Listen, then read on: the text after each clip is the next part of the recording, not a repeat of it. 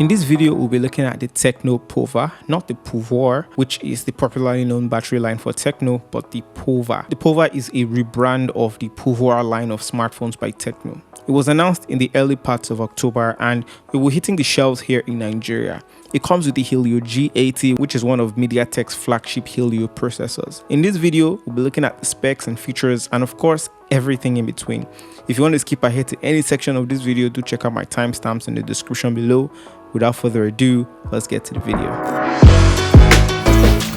Inside the box of the TECNO POVA, we're greeted with the device itself wrapped in the sticker highlighting all of the flagship specs and features, the Helio G80 being atop, the 6000 mAh battery, 18-watt flash fast charger, and the huge 6.8-inch dot-in display. Taking off the next layers, we're greeted with an envelope in that diamond POVA text. Inside it is where we get the usual suspects, the 12+1 month warranty badge, a Google Assistant card because this phone has an orange Google Assistant button to the side. You also get a screen protector which doesn't come in many phones these days. That's nice to see here. And you've got a case, a Manchester City branded rubber case for extra protection against drops. The case fits well, I have no complaints, and huge props to TECNO for the long-standing and continuous partnerships with Man City. You've got the charging brick and stylized paper box for the rest of the accessories, the charging cable and headphones which are nice to see. That's all we get in the box, and now to the device itself. Taking the wrap off the back, we get this shimmering frosted look on the POVA. The color I have here is the magic blue. We've got the speed purple, dazzle black which is the flagship color, and magic blue which is the one I have here as I said. Taking that wrap off the front shows a glossy huge portion of the screen in that premium glass sheet that's rounded. As you know, the back is polycarbonate. It took all of 58 seconds to boot and set up this guy without any input, which is pretty much the standard these days. Of course, you've got Android 10 on here with the improved iOS 7. When it comes to the build quality also, I'll say that this thing is buff and it's rightly so because it's a 6000 mAh lithium polymer battery. It's not the slimmest phone ever and it's not as light as many of their other offerings you get right now. From the right side, you get the volume rocker keys and the power button. The bottom houses the microphone port, the USB port, and a headphone jack. I noticed that there is no speaker grill at the bottom, and this is taken care of by the front-facing speaker or earpiece up at the top. So this doubles as the earpiece and loudspeaker. I don't know how that implementation was thought through. However, one would need to be careful putting that on their ear so it's not too loud when they're taking calls. Other things you have up top apart from the earpiece of course are the front facing cameras, the dual LED flash, ambient light sensor, and of course the charging indicator, which we'll get to later. On the left side, you've got the SIM and micro SD card slot for all the purposes, no hybrid adjustments. There's also the Google Assistant button which is conveniently placed, and those who will find it useful will find it useful. However, I rarely used it. On the back is the camera array fingerprint reader and the TECNO branding. When it comes to the display quality for me, I found the display to be just good enough. Of course, it's a 720p display, so it won't deliver 1080p streaming results. Highest will be natively streamed 720p image at 60 frames per second. I also didn't find the camera to be distracting. That's the whole punch cut out. I'll leave prices to the TECNO POVA in the description below, so make sure you check that out. And if you are liking this video so far, please hit that like button and consider subscribing and turning on the bell icon so you'll be the first to know when I post a new video. It's an LCD display, 6.8 inches and an 82.7% screen to body ratio, and of course 480 nits of brightness. What do these stats mean? Well, it's a familiar look to the TECNO line, and display is not necessarily the focus of this line. However, video quality was cool on here. A good video will come out good. The only thing that's different in some form is the fact that the speaker is now at the top in the earpiece section and not at the bottom grill. I'd have loved a dual speaker setup, but hey, this is what we get. I found daily use to be responsive, touch sensitivity wise, and clicks as well. I fortunately had no issues with lags on here. Sensors like the fingerprint reader and face unlock were responsive as well. I had no issues or complaints here.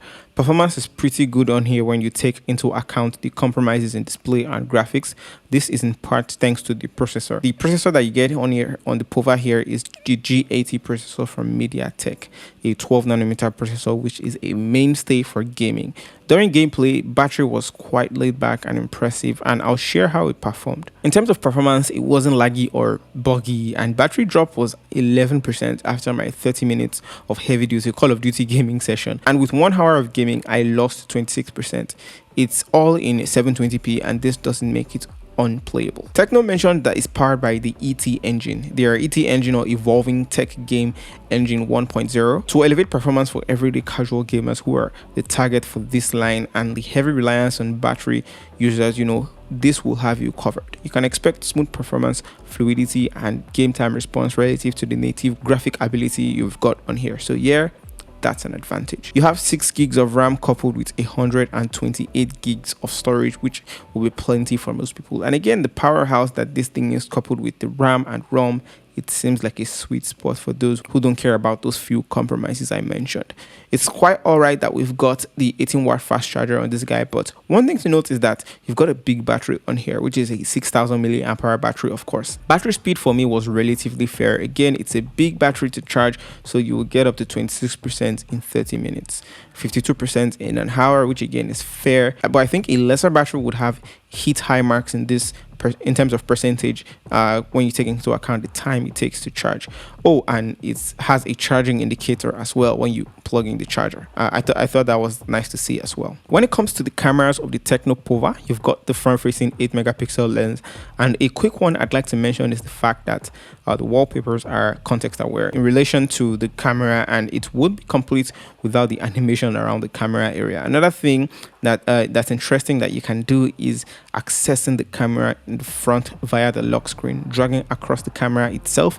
I found this by accident and I thought it was really cool. Speaking of the animations as well, you get the rolling animation when you change from the back to the front and from the front to the back, vice versa. The front-facing camera also has an actual dual LED flash, which you can use in really poorly lit conditions. The rear side of the POVA shows us the 13 megapixel main wide lens, 2 megapixel macro sensor, 2 megapixel depth sensor, and a QVGA sensor, all with a quad LED flash and the POVA text beneath, capturing everything in that rounded rectangle. Selfies I took on this camera were somewhat consistent in that they had the same noise patterns and exposure levels. The portrait mode was really similar, and it had a fair amount of background blur which encroached into the edge of my face. There's no ultra wide camera on here, and there's no telephoto or zoom lens. However, shots from the main 30 megapixel camera came out nice. You can also zoom up to 2x, which will retain the details while using a 13 megapixel camera. And the maximum zoom level you get is 4x. One thing is for sure, you get some value from the main 13 megapixel camera. When it comes to the other cameras on the bunch, you do have the macro cameras and the depth sensor to help with the back camera portrait mode, and of course a very small QVGA sensor. I would say that the main 13 megapixel camera combined with the depth sensor was the perfect combination to use the cameras on here. It did outshine the macro camera.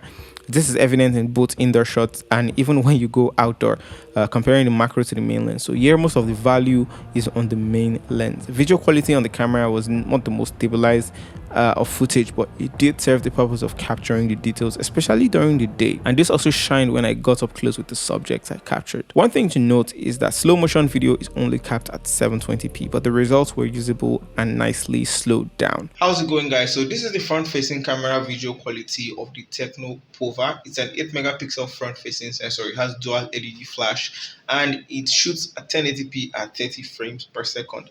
Let me know what you guys think of this video quality, and most importantly, the sound quality you currently hear now in the comment section below.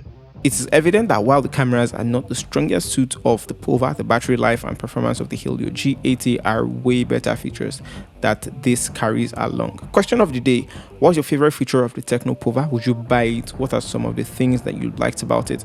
Do comment below and leave a like if you found this video useful. Consider subscribing. If you want to see more videos like this, hit the bell icon beside it too. Thank you so much for watching this video, and I'll see you guys in the next one.